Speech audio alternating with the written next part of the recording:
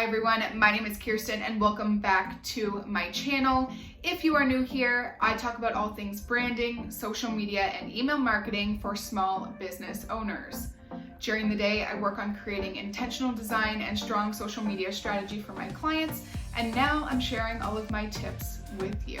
In today's video, I'm going to walk you through how to get started with your small business on Instagram. There are a ton of misconceptions out there about how overly saturated Instagram is as a social media platform, but it's just because people aren't using it to the best of their abilities. In this video, I am going to give you a step-by-step guide that you can use to get your business on Instagram and connecting with your target audience.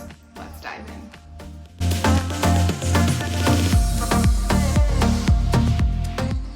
Instagram is a great tool for you to use as a small business owner to help get you connected with your target audience. Over the years, Instagram has evolved and they have continuously added new features to the platform to help you run your business, grow your business, and get you connected to the people that matter most. As I mentioned before, there are a lot of misconceptions about Instagram and its ability to actually help you grow and run your business. Yes, there are a lot of people on it. In fact, it's one of the most popular social media platforms out there, but there are still ways for you to use it and optimize it for your business. In this video, I'm going to give you all of my tips and all of my tricks, but before we get into that, we need to cover some of the basics. The very first thing you need to do before you even decide to jump on any social media platform is get super clear about who you are, what you do, and why you do it. I have created a brand strategy guide that I use with my branding clients, but I have also started using it with my social media clients because it allows them to do a deep dive into their business and get really clear on who they are, what they offer, and why they are the best person to offer it. So if you are interested, you can head to the description below where I've linked my brand strategy guide, but I'm going to give you a few of the questions that are in that guide in this video. These are some of the things that you should be asking yourself before you decide to jump on any social media platforms, particularly Instagram. Number one, who am I and what solution am I offering to my customers? I really like framing the question this way and asking what solution you provide, because the solution is what your audience is looking for. The solution is why they are going to choose you over someone else. So keep that in mind. Who are you and what solution do you provide to your customers? The second question is, who is my target audience? Who am I creating content for? Where are they online? What content are they consuming? What content are they sharing? What are their main interests? What are their other interests? You need to be crystal clear on who you are serving so that you can show up every day for that particular audience. The brand strategy guide does a huge deep dive into this because I believe it is so important. So make sure to check it out, but always keep your target audience top of mind. Number three, how can I create content that connects me with my target audience? So now that you know who your target audience is, you need to figure out how you can create content on your various social media platforms. In this video, we're going to be talking about Instagram, but this can apply across all profiles you have. How can you create content that is going to reach them and is going to connect with them? When you start to build that connection with them, that's when they start building that trust with you, and it entices them to A, want to follow you, and B, come back for more. Number four, you need to figure out what your 5 areas of focus are. Hint, this is going to come in handy a little bit later, but I want you to focus on 5 different areas that you are going to create content in. To give you an example, in my business, I focus on branding, social media, email marketing, business admin, and my personal life. I like to add my personal life in there because I feel like it helps me connect with my target audience a little bit more, but you are going to pick 5 areas that you are going to create content in that will provide value to your target audience, but also get you super fueled up and excited to create content for that particular pillar.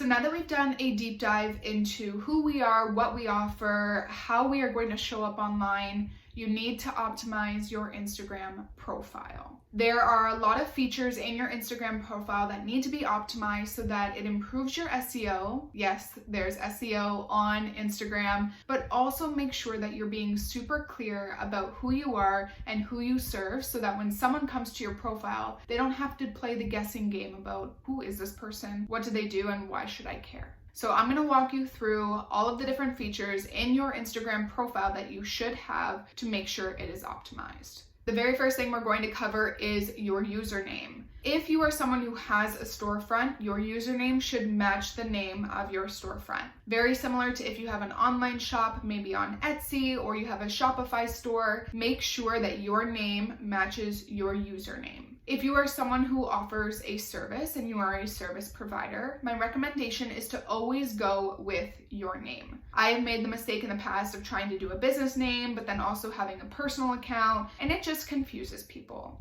Ideally, everything that is surrounding you on the internet will be focused on your name. That way, when someone goes to Google and they type in your name, your website will come up, your Instagram will come up, your Twitter, your LinkedIn, your Facebook, your Pinterest, if you have a Twitch account, all of these things will follow suit. They'll all have your name, and it, at the end of the day, will improve your SEO.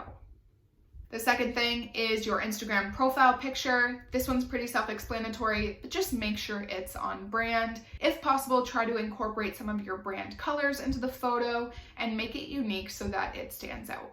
The third thing is your name field. What a lot of people don't realize is that your name field is actually searchable by Instagram. So if you go to your Explore section on your Instagram account and you search up social media manager or graphic designer, you're going to notice that Instagram is pulling accounts with creators that have graphic designer or social media manager in the name of their Instagram profile. So what I do is I have my first name, Kirsten, and then I put a little bar, and then I put branding and social. Unfortunately, there's not a lot of characters there, so you have to really play with it to see what works best for you. But ideally, you will have your title in your name field.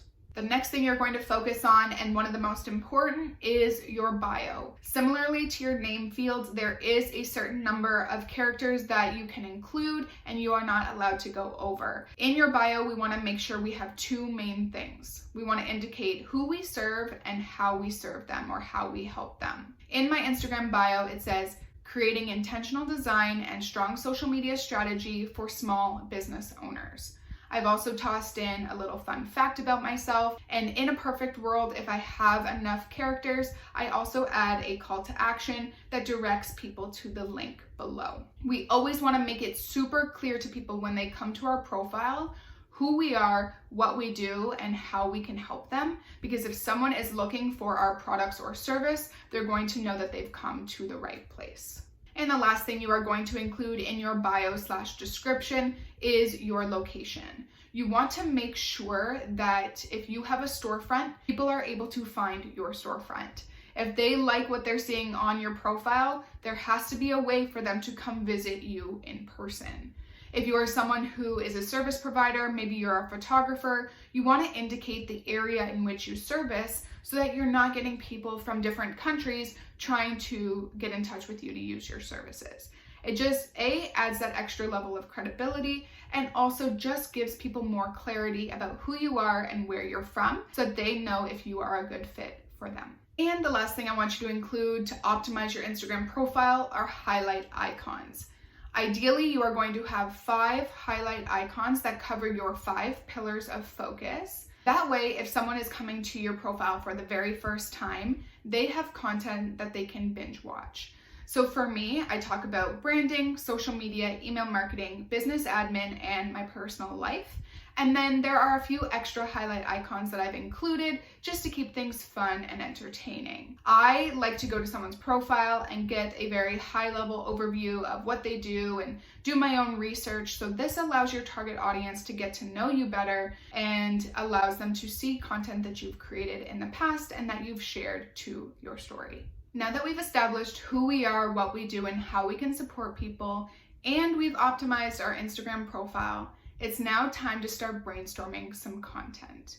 What you're going to do is you are going to take your 5 pillars and do a brain dump under each of those pillars of some pieces of content that you can create. My recommendation is to always focus on pieces that will bring the most value to your audience. A lot of times we get caught up in the fact that people are saying we need to create content every single day, we need to put out a post every single day, but I'm telling you right now, it is super important for you to create content that is valuable. It's going to give you better results in the long run, and it's going to help improve the relationship you have with your potential customers because you are going to start building trust with them. Creating content can be super overwhelming, and there's a lot of pieces that go into it, but I want to show you here an example of a content/brain dump I've done recently for each of my 5 pillars. I created this using my content calendar, which you can also find in the description below. It is my go-to tool that I use not only for myself, but with my clients as well, and it allows me to lay out everything in a very clear format so that I can plan strategically. This content calendar covers the 5 main pillars. It has a blog content planner, a YouTube video content planner, which I use for these, and then it has a massive calendar, which you can use to start planning out your content throughout the year. So like I said, you can grab that in the description below, and if you do use it, feel free to leave me a message or ask me any questions on Instagram about how it works.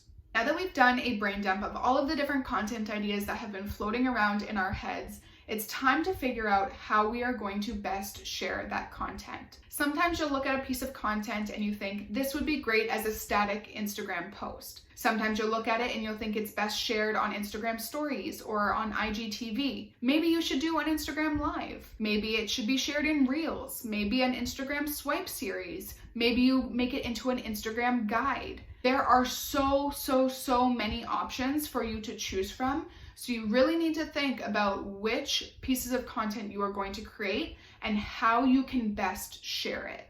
Massive tip.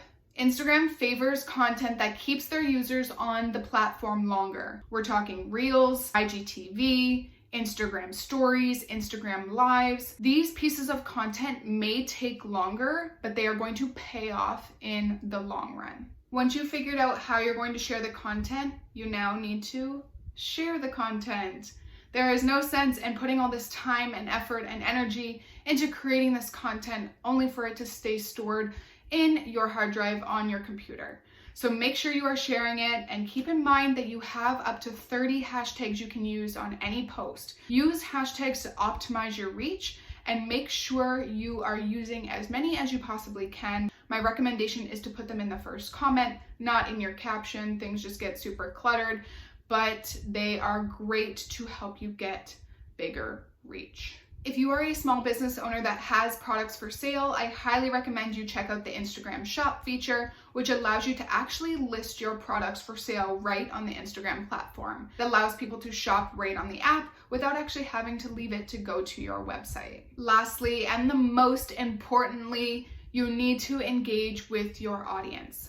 If you are creating content that is encouraging people to follow you, you have to make sure you are engaging with them and connecting with them on a daily and a weekly basis. There is no sense, like I said, putting out all of this content and then just ghosting these people who could be potential customers. So make sure you are connecting with them, commenting, responding to them, responding to their messages and DMs, doing outreach to people that are on the platform that you think would benefit from your products or services. Just use it as an opportunity to build your community and connect with the people that need you. They need you, you need them. It's a give and take relationship, and you work together to build that. And the last massive tip I have for you before I sign off this video is to get comfortable on video. I know it sucks. I know it's uncomfortable, but people need to connect with you. They need to see the person behind the Instagram account, behind the business, behind the brand. People used to buy products and services when there wasn't an overwhelming amount of products and services to choose from, but that's not the case anymore. They're buying connections and experiences, and they can't connect with you if they can't see you. Practice in front of the mirror, record yourself on video, and then post it. Do 100 takes if you have to. Sometimes I do on my Instagram stories. but make sure you are at least trying to show your customers who you are. And that is a wrap on this YouTube video, all about how small business owners can utilize Instagram to connect with their target audience. I want you to be able to get started on Instagram today after watching this video. So let me just recap the 7 steps. First and foremost, you need to figure out who you are, what you do, and why you are the best person to serve your target audience. Then you're going to optimize your Instagram profile with all of the tips that I gave you. Third, you're going to focus on content creation and do a brain dump about all the different pieces of content you can create. Make sure to snag my content calendar template because it is going to change the game for you when it comes to organizing your content. Then you are going to create that content and figure out the best way to possibly share it so that it connects with your target audience. You are going to actually share the content because that is going to connect with your target audience. You are going to utilize the Instagram shop feature if you have a small business that sells products, and then you are going to engage with your community that you have started building. There is no sense using these platforms if you are not going to connect with the people on them. That is what social media is all about and is one of the main reasons why I'm so dang stoked about it. So take these 7 steps, implement them for your business, and maybe next time I'll come on and teach you how to use Facebook and Twitter and LinkedIn. Let's start with Instagram. Let's get the basics out of the way, and